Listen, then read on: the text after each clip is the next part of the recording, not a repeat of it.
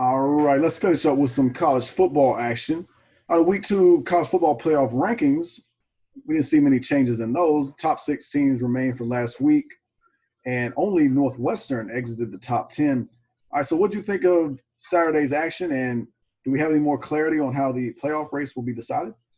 Yeah, we're kind of getting there, but so far no other teams really were eliminated over the weekend. As we talked about on last Friday, we had some games from Thursday that were already being played, or the Thursday Friday action, around Thanksgiving, and then we had the slate we had on Saturday was a bit limited. But we had the Iron Bowl. That's always kind of a big one. Alabama handled Auburn, just absolutely handled them, 42-13. I don't know what Auburn's really doing anymore. I guess they might just chalk this year up to COVID and try again. But I'd be getting to where I'd be looking at some new changes there. And hitching that wagon to Bo Nix, that just looks worse and worse every game. But the rest of the top 10, man, I mean, it was some blowouts. Clemson absolutely stomped the life out of Pittsburgh. And that was a game I thought might could be close. So the Clemson warpath is in full effect. Trevor Lawrence, a 400-yard effort there. A&M kind of puked past LSU. I'm sorry, A&M's on the fifth best team in the country. I know that that's where they're going to be in the rankings. I know that's how the polls shake out. I'm fine with it, like on paper, but hey, I don't know about the You're not people. sold? I'm not sold on Kellen Mond. I'm not sold on that What, whole thing. what do you know? Neither am I. It's just 20-7 against LSU. That ain't it. Hmm. That's not it at all. Florida, they took care of business against Kentucky. Another kind of a sleepy performance in that first half. They did the same thing against Vanderbilt, and they woke up and kind of poured it on.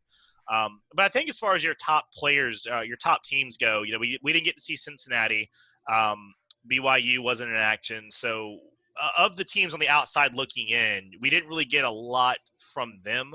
I think the biggest thing we found out was Alabama is getting scarier every week. I mean, again, they throttled out Auburn, and that defense, only allowed Auburn to put up 13 points. And what's really scary about Alabama is every week that defense is improving at like a marked rate from where they were the previous week. So it's becoming what looks to be concerning. I think if you're a Florida fan for that SEC championship, because I mean, Florida has played the same teams that Alabama's played in Vanderbilt and Kentucky, and Alabama beat them so bad. I mean, they might as well disband their teams. And Florida went in there and won, but it was like, so that's a big, point when we talk about the SEC championship is, Florida's going to win that game, obviously, to get in. And as good as they look, I mean, it looks like Alabama is kind of returning to that planet Alabama, as in we are on a different planet than you.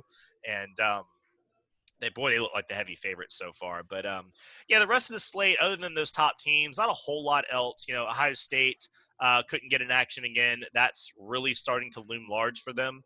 And if they can't get some games in, if one of these last two get canceled, Ohio State is going to be on the outside looking in as far as the playoffs possibly go, because they're going to have 4 or 5 games, and you have to have 6 to get into the Big Ten championship. Again, I don't know if the Big Ten is going to make an exception here, because Ohio State clearly is the only team in the Big Ten that should be playing for the Big Ten championship. I mean, Northwestern, they lost. I mean, Indiana is the only team that's even given Ohio State a run, and right now they figure to be the only other team that would be worth a squeeze. And what's really concerning though for Ohio State is they might even get to that championship game, and then what does the playoff committee do with that? There's no more time. The committee's not changing their dates to the point where the ACC now has taken action. The ACC, just for a little bit of news, they went ahead and moved games around. So Miami, Clemson, and Notre Dame, the 3 teams mathematically in the ACC race, had their last game of the season cut off before the ACC championship. Notre Dame gets in by virtue of tiebreaker, even if they lose Saturday, and then Clemson has to be, I think Virginia Tech is who they're playing. They should take care of business. So that they're going to get in. That's going to be your 2 teams. Miami does have the mathematical in. But what the larger scale thing is, I think that you're going to see the SEC maybe follow suit as well. If Alabama and Florida win this next weekend, they may get that same bye week treatment as well. With I think both teams had a game scheduled before the championship. But I think these big conferences are going to try to go ahead and protect their best teams. As in the SEC is going to protect Florida and Alabama, and even the Big Ten might have to make exceptions for Ohio State to kind of push them into the playoff, because Ohio State doesn't need style points, right? They just need to win. They just got to win the game. They just got to get I the Big agree. Ten. You need the degree. You C's get degrees. Just wins get you in for Ohio State. So that's the problem these last few schools are facing is, hey, how do we just protect ourselves and get as ready as we can be to play these conference championships and then get into the playoff, because it's not moving and there's some big money on the line right here. But I think those are the biggest developments of the weekend. Look at the rankings. We kind of hashed these over last week. I think it's interesting that Iowa State's made it up to number 9. That probably doesn't mean anything, but if you're the Big 12, maybe that's something to talk about. It's kind of silly that Georgia's number 8. I mean, still, I think these 2 lost teams get up out of here. But again, that's just me. My boys in BYU didn't really move up all that much. Committee's still not buying them, which that's fine. That's fine. My Cougars or whoever they are they'll fight you're off another that day. soapbox. I'm not going to do it again, but I still believe in my BYU Brighams or whatever they are. Go get them, guys. But yeah, I think essentially for the playoff is what we still know is we know that Alabama and Florida are a spot, Clemson and Notre Dame are a spot, and then Ohio State is like an asterisk of a spot if they can play their last 2 games and then roll whoever they get in the Big Ten championship, and then it's going to come down to the 2 losers of the ACC SEC games versus a possibly undefeated Cincinnati that has a chance to add one more top 25 win to their schedule this weekend. So it's going to be interesting. I think that we're going to get a I don't think this will be one of those. I don't think there's like a doomsday scenario where the playoff gets like blown up over this, but there's still some chaos to be had, and I think that this weekend didn't really tell us a whole lot more, but it kind of solidified like exactly what the scenario is going into the next weekend, because we're running out of chances for like big chaotic things to happen between now and then. Yeah, I think in terms of the playoff rankings, and just to finish off what you said about Cincinnati, not only do they have that game against Tulsa, I believe, which Tulsa's Tulsa's 24 right now, so you would think that would be a resume building win, but they'll also have their conference title game as well, I believe. I think right now, so with that, that's going to be another additional chance to get another win that can help improve their resume and strengthen their case. Another thing that maybe could be interesting is there could be a scenario where maybe we need to be open to, dare I say it, maybe we get 2 ACC teams in. If you got a situation, if Clemson beats Notre Dame in a close one in the ACC title game, I mean, they both got 1 loss to each other, and they've both been, other than that, they've been pretty outstanding. I mean, I know Notre Dame has the history of not performing in the playoff, but in a weird type year of this, I mean, they've been fairly consistent, and it hasn't been. I mean, they don't pop as much for you as maybe some other teams do, and I don't think anybody that probably is paying a whole lot of attention. Everybody would probably pick Clemson due to the fact that Trevor Lawrence didn't play in that game, and it still took double overtime for Notre Dame to get it done. So, but I think we'll have to see on that. That's one thing that I think maybe you could pay attention to, and maybe is worth watching, because I think it's a pretty narrow field. I mean, think about it. After Cincinnati, I think that's it. I think your top 7, that's your pool right now. Right. Big 12's out, the Pac-12's out, and at this particular moment in time, you could probably make it 6, because I don't think A&M has a path. And I'm with you. I don't think they're all that impressive. Well, let me ask you. So I think Ohio State, though, is like the problem here, because if Ohio State gets a game canceled and they don't get a Big Ten championship, like the committee has them at 4, despite them playing 5 games. Do they get in anyway on their name? Like, how does that work?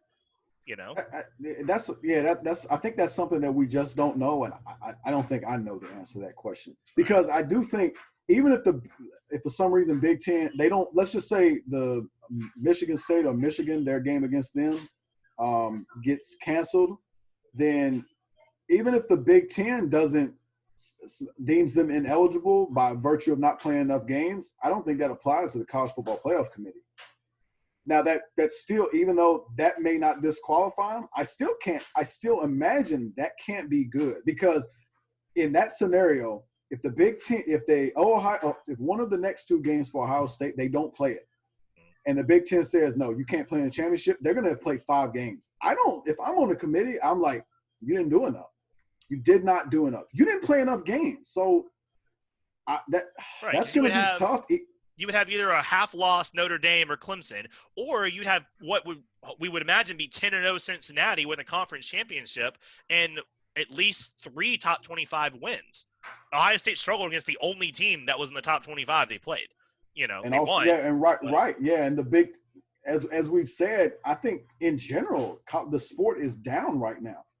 the Big Ten isn't what we thought it was going to be when it came back. Remember, we was like waiting for the Big Ten to come back, and Oh yeah, we man. was excited for, of course, Ohio State, but your Michigans, your Penn State. Minnesotas, your Penn States, all of those teams stink.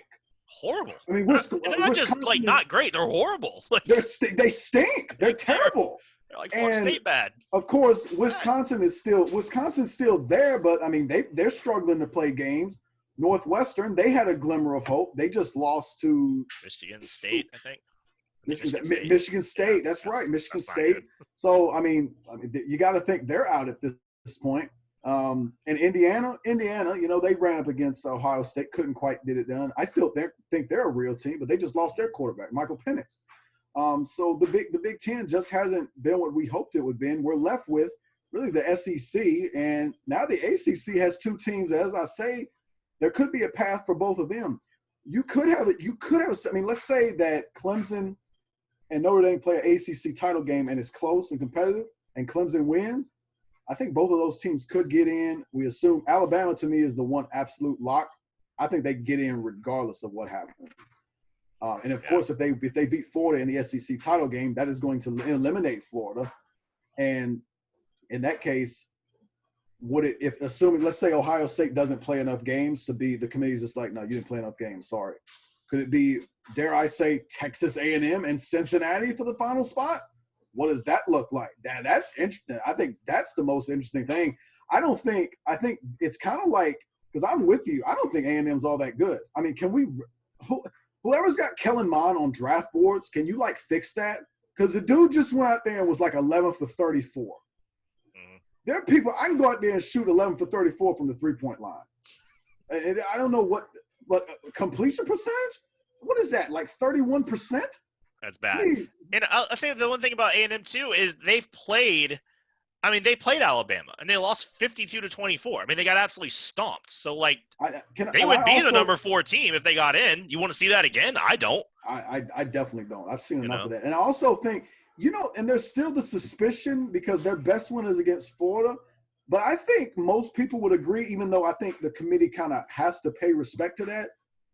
If you took a random poll from the committee members, and maybe not the committee members, but if you took a random poll, I think Florida's better than A&M, don't you? Well, Florida should have won the game. Florida was driving to win the game and fumbled, and A&M fell 10 yards and kicked a field goal. I mean, Florida was going to – if you simulate the game at that point 100 times, Florida wins it 98 times.